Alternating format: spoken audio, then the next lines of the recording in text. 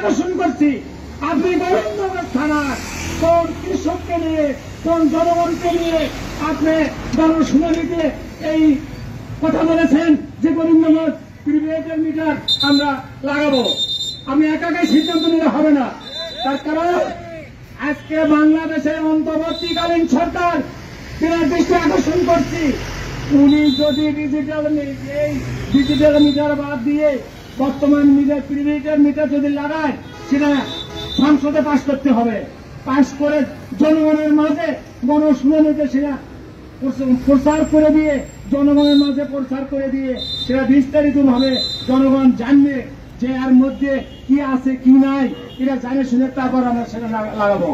কিন্তু দুঃখের বিষয় আমরা দেখতে পাচ্ছি, শোনেন, আমি আপনার দৃষ্টি আবারও নতুন করে আকর্ষণ করছি, গোবিন্দগঞ্জ থানার মধ্যে, এই গোবিন্দগঞ্জ আবাসিক এলাকার মধ্যে যদি একটা লোকের কোনো ক্ষয়ক্ষতি হয়, তার পূর্ণ ভার আপনাকে নিতেই হবে ইনশাআল্লাহ। আমরা প্রয়োজন বলে আমরা অনশন ধর্মঘাট আমরা গোবিন্দগঞ্জের মাটিতে দেবো ইনশাআল্লাহ।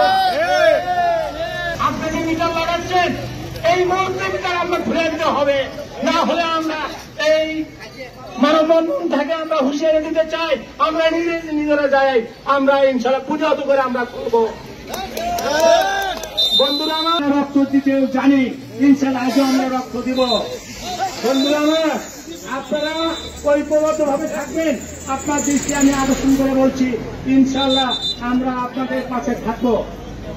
আমাদের এই স্মারকলিপি ওনার মাধ্যম দিয়ে সারা বাংলাদেশ প্রতি দপ্তরে দপ্তরে আমরা মন্ত্রণালয় পর্যন্ত আমরা দিয়েছি। তারপরেও ডিসি মহোদয়, আমাদের গোবিন্দগঞ্জ উদ্যোতক কর্মকর্তা এফসিএন মহোদয়ের সঙ্গে উনি মোবাইলেও কথা বলেছে যে আপনি এই মিটার লাগান না, তারপরেও আপনি কেন এই মিটার লাগাচ্ছেন? দুঃখের বিষয়, আপনার দৃষ্টি আবারও আকর্ষণ করছি যে আপনি এই মুহূর্তে মিটার যে কোম্পানি লাগাচ্ছে এই কোম্পানিদেরকে আপনি নির্দেশ করুন যে এই মুহূর্তে আপনারা লাগান বাদ দিয়ে আপনার অফিসে চলে আসুন, না হলে ওখানে একটা লোক যদি মারা যায় তার দায় ভাড়া আপনাকে নিতে হবে। টেবিলে কিন্তু আলোচনা করি মিটার আসলে কি। আমাদের এক বন্ধু 3 বছর ধরে বগুড়ায় থাকে, উনি বলল প্রিপেড মিটারের আগে আমি ডিজিটাল মিটারে থাকতাম, 800 টাকা মাসের বিল হতো, এখন 1400-1500 টাকা। বন্ধুগণ বুঝতে পারছেন, 40% বিল ভৌতিকভাবে অযৌক্তিকভাবে কেটে নেওয়া হবে এই প্রিপেড মিটার থেকে। তাই আমরা এই বন্ধ চাই। কিন্তু বিদ্যুৎ কর্তৃপক্ষ মনে হয় গোবিন্দগঞ্জে আমাদের সাথে যুদ্ধ ঘোষণা করেছে। আমার গ্রামেও নাকি বিদ্যুতের এই প্রিপেড মিটার লাগিয়ে দেওয়া, অর্থাৎ আন্দোলন যার করবে সেই মতিন মোল্লার গ্রামে নাকি আগে লাগাতে হবে। কালিকাটোবায় যদি বিদ্যুৎ মিটার এখনই লাগে, আমি এখান থেকে নির্দেশ দিচ্ছি ওই সমস্ত মিটার আমরা খুলে ফেলব। গোবিন্দগঞ্জের যেখানে যেখানে লাগানো হবে আমরা সব মিটার খুলে ফেলবো। আপনারা রাজি আছেন কিনা?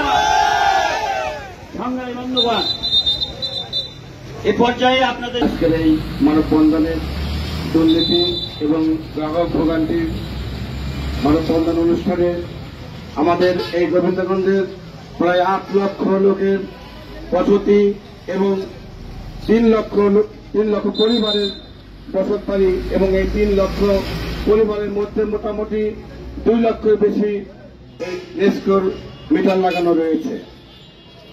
আমি বেশি কিছু বলবো না, শুধু আপনাদের কাছে আমি একটি কথা শেয়ার করব। অন্যান্য দেশে আমরা শুনেছি যে হঠাৎ একবার কারেন্ট যায়, বিদ্যুৎ চলে যায়, আর আমাদের বাংলাদেশে হঠাৎ একবার আসে, এটি তো আমরা জানি। তো এই গোবিন্দগঞ্জ অত্যন্ত জনবহুল একটি এলাকা, একটা শিল্পনগরী একটা এলাকা, সেখানে যদি কর্তৃপক্ষের অর্থাৎ বিদ্যুৎ কর্তৃপক্ষের যদি অনীহা অগ্রহণযোগ্য কোন সিদ্ধান্ত নিয়ে থাকেন, আমি মনে করি এই সিদ্ধান্ত থেকে তাকে বেরিয়ে আসা প্রয়োজন। আমাদের পার্শ্ববর্তী উপজেলা পলাশবাড়ি, সেখানে পদক্ষেপ নেওয়া হয়েছিল এই প্রিপেড মিটার লাগানোর জন্য, কিন্তু সেখানে লাগাতে পারেনি। জয়পুরহাট লাগাইতে পারেনি আমরা জেনেছি, কিন্তু গোবিন্দগঞ্জের এত ব্যস্ততা কেন জানে? আপনি দেশের দেশ দরদি মানুষ হিসেবে আপনি একজন সাহেবকে আমি অনুরোধ করব, আমার গত মাসে যে বিল এসেছে, বিলের যে কাগজ আপনি কার মাধ্যমে পৌঁছান আমি জানি না। আমার বাড়িতে এখনো আমাদের এখনো বিদ্যুতের কাগজ আমি পাই নাই। আমি কিভাবে বিল দিব, কিভাবে কি করব, এটি তো আমি বুঝতে পারছি না। তো যা হোক, পুরাতন কাগজ দিয়ে আমি সেটা সংগ্রহ করে বিদ্যুতের যদি বিল না দিই অনেক টাকা জরিমানা হবে। সেই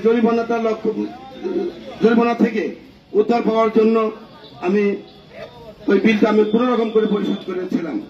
তো আমার প্রশ্ন হচ্ছে, নেস্কো টাকা অর্জন করে ঠিক আছে, নিজের টাকা তো আর টাকা লাগে না। আমার প্রশ্ন হচ্ছে, এই গোবিন্দগঞ্জ উপজেলার প্রত্যেকটি মেটারে যে সমস্ত দুর্নীতি করা হচ্ছে, এই দুর্নীতির থেকে বেরিয়ে আসার জন্য এক্সচেঞ্জ সাহেবকে আমি অনুরোধ করছি। আর তা না হলে গোবিন্দগঞ্জবাসী আপনার বিরুদ্ধে দুর্বার আন্দোলন করে তুলবে, আপনি পালানোরও সুযোগ পাবেন না। ধন্যবাদ নতুন ভাইকে আমাকে কিছু বলবার সুযোগ দেওয়ার জন্য। আমি একজন গ্রাহক। এই আজ থেকে কয়েকশো বছর আগে টমাস আলভা এডিসন এই বিদ্যুৎ আবিষ্কার করেছিলেন, এবং বিশ্বের যত বিজ্ঞানের আবিষ্কার রয়েছে তার ভিতরে এই বিদ্যুৎ হচ্ছে অবশ্যই একটা যুগান্তকারী। আমরা জানি বিদ্যুৎ আমাদের জন্য বর্তমানে কতটা জরুরি। সেই টমাস আলভা এডিসন যে উদ্দেশ্য নিয়ে বিদ্যুৎ আবিষ্কার করেছিলেন যে জনগণের দ্বারা দ্বারা বিদ্যুৎ পৌঁছে যাবে, জনগণ খুব সহজে বিদ্যুৎ পাবে। আর বর্তমানে সেই বিদ্যুৎ নিয়ে বাংলাদেশে হচ্ছে এটা। আমি সবার পক্ষ থেকে বলতে চাই যে প্রথমে যে অ্যানালগ মিটার ছিল তার থেকে আমরা সবাই এটা বুঝতে পারছি, তার থেকে অনেকাংশে বিল 40% 50% বিল এখন ডিজিটাল মিটারে আসে। এখন আমি কোনো দলের হয়ে না, এখন স্বাভাবিক লোকজনের আবার আমরা তো আবাসিক প্রিপেড মিটার ব্যবহার করি, আমরা পোস্টপেড মিটার ব্যবহার করি, তাদের পক্ষ থেকে বলতে চাচ্ছি এরপর যদি আবার প্রিপেড মিটার লাগানো হয় এর চেয়ে আরো বিদ্যুৎ বেশি আসবে। আমি সবার পক্ষ থেকে এটা জোর দাবি জানাচ্ছি যাতে প্রিপেড মিটার লাগানো না হয়, কারণ আমরা কিন্তু অত বিল কেউ বাকি রাখি না। আগে ব্যাংকে লাইন ধরিয়ে বিদ্যুৎ বিল দেওয়া হতো, আমি কিন্তু সেই ঝামেলাও এখন আর নেই। আমি মোবাইলের মাধ্যমে বিকাশ নগদ রক্তের মাধ্যমে বাড়িতে বসে বিদ্যুৎ বিল দিতে পারি, আমাদের কারো বিদ্যুৎ বিল বাকি থাকে না।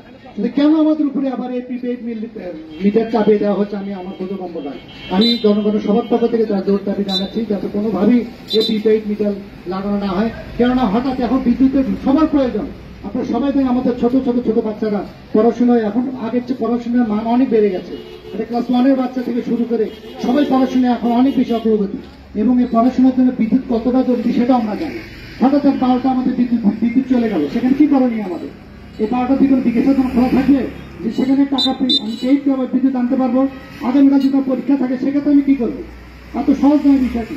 এখন যেহেতু আমরা সহজেই কোনো একটা জায়গায় অথবা আমাদের জনসভা হচ্ছে জরুরি বা আগামীকাল ছাত্রছাত্রীদের পরীক্ষা, সেখানে আমরা সবাই জানি আগে দিন রাতে বিদ্যুৎ থাকে, প্রিপেড আছে সুযোগটা থাকবে না। তো আগামীকাল কার পরীক্ষা কে জানবে? আমাদের যদি আবাসিক কর্মকর্তা উনিও জানতে পারবে না যে আগামীকাল কোন পরীক্ষা থেকে হঠাৎ কান চলে যেতে পারে, সেক্ষেত্রে আমাদের কি করবো? আমরা বিদ্যুৎ তো দরদারি করবো? আমরা প্রতি মাসে বিল দেই, আমরা বিল যেভাবে দেবো সেভাবে আমরা বিদ্যুৎ পাবো। বিদ্যুৎকে কিনে নিয়ে এসে আমরা করতে পারবো না। প্রিপেড মিটার হবে, আপনাকে টাকা দিয়ে বিদ্যুৎ কিনতে হবে। কারেন্টলি আপনি বাহিরে গিয়ে টাকা দিয়ে খরচ করে নিয়ে টাকা দিয়ে আপনার বিদ্যুৎ থাকবে। এটা কি খুব সহজ বিষয়? এটা খুব সহজ বিষয় নয়।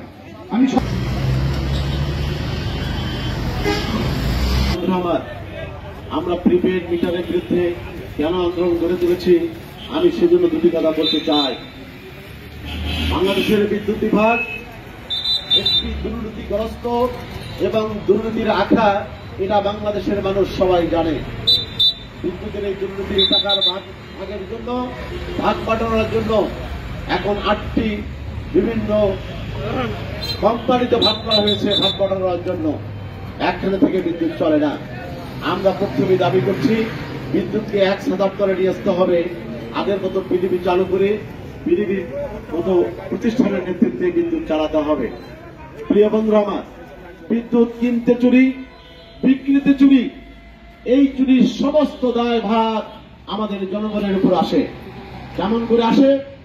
এই বিদ্যুৎ আমাদের রাষ্ট্রের টাকায়, আমাদের ট্যাক্সের টাকায়, আমাদের ভ্যাটের টাকায় এই বিদ্যুৎ উৎপাদন হয়, বিদ্যুৎ কেনা হয়। আবার যখন এই বিদ্যুৎ বিক্রি হয় সেই সময় চুরি। আমরা ট্যাক্স দিতে চাই, আমরা ভ্যাট দিতে চাই, যারা সার্ভিস দেন তাদেরকে সার্ভিস চার্জ দিতে চাই, কিন্তু ডিমান্ড চার্জ দেব না।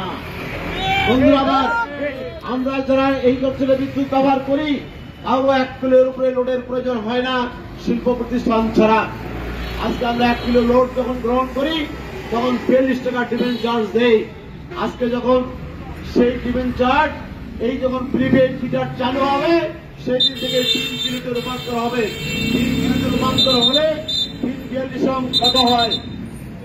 126 টাকার মতো আমাদের কাছে প্রতি মাস ডিমান্ড চার্জ আসবে এবং এই ডিমান্ড চার্জের পর 42 টাকা করে আবার প্রতি মাসে এই মিটারের ভাড়া আমাদেরকে দিতে হবে। দেখা যায় 170 টাকা আমাদের মূল বিলের চেয়ে আমরা আপনাদেরকে দিতে বাধ্য থাকিব। বন্ধুরা আমার, অনেক বাড়ি আছে মাত্র একটি ফ্যান একটি বাল্ব চলে, যার বিদ্যুতের বিল 60 টাকা হবে না, কিন্তু তাকে গুনতে হবে 170 টাকা, তার সাথে প্লাস করতে হবে। তারপরেও আছে এই প্রিপেড মিটার টিকিট চার্জ। আপনি যখন 1000 টাকা তুলবেন তখন প্রত্যেকে প্রায় 350 টাকার মতো ওখান থেকে কেটে নেবে।